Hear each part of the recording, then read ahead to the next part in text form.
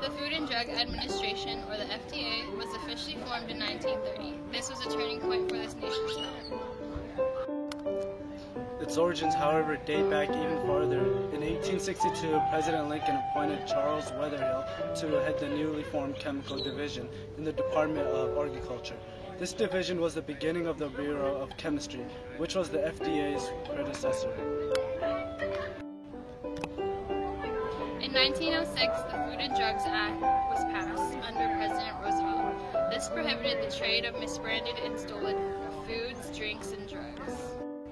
In 1927, a section of the Bureau of Chemistry branched off to form the Food, Drug, and Insecticide Administration, which in 1930 was shortened to the Food and Drug Administration. The FDA protects the public health by ensuring food and medicine released to the public are safe. Due to the FDA, food and drug products are labeled so that the people can know what is in those things they buy and can trust they are what the label says. The FDA also ensures medicines work as prescribed and do not harm the users. Animal food is also under the FDA's jurisdiction. They protect animals so things like this don't happen.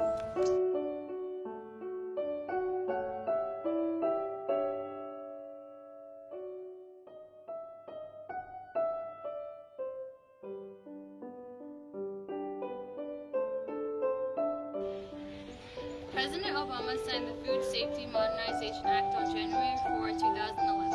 The FSMA updates the FDA by focusing the administration on preventing contamination rather than reacting to it. Each year, foodborne illness strikes 48 million Americans, hospitalizing 100,000 and killing thousands. This data suggests that 1 in 6 people are afflicted with foodborne illnesses every year. This new measure forces the people at every step from the farm-to-table process to have higher standards of safety. For example, food processors must have a backup plan in case there is a contamination, such as E. coli or Salmonella. They will also have new standards for harvesting fruits and vegetables, as well as transporting the food. To protect the public, the FDA will have more control over food safety through new powers given to them by the FSMA. Their most powerful tool, the mandatory recall, allows the FDA to quickly remove contaminated food from the shelves. Now, inspections of food processing facilities have become required because of the FSMA. This includes local, national, and international facilities. The FDA can also suspend a facility from production if found to have caused health problems. Finally, the FSMA has all food safety agencies work more closely together, whether they are local, state, national, or international agencies.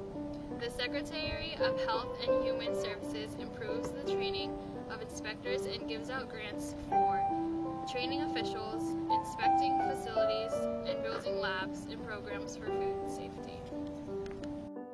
Does the FDA regulate genetically modified foods? Yes, it does, and it does in conjunction with the Department of Agriculture and the Environmental Protection Agency. Every day, this law protects us from foods infected with bacteria and viruses. It even protects people with food allergies from consuming things that might kill them.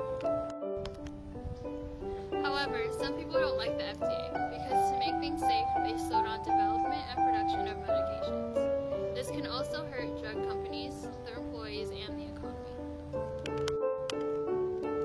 Others disapprove because the FDA regulates genetically modified organisms, or GMOs.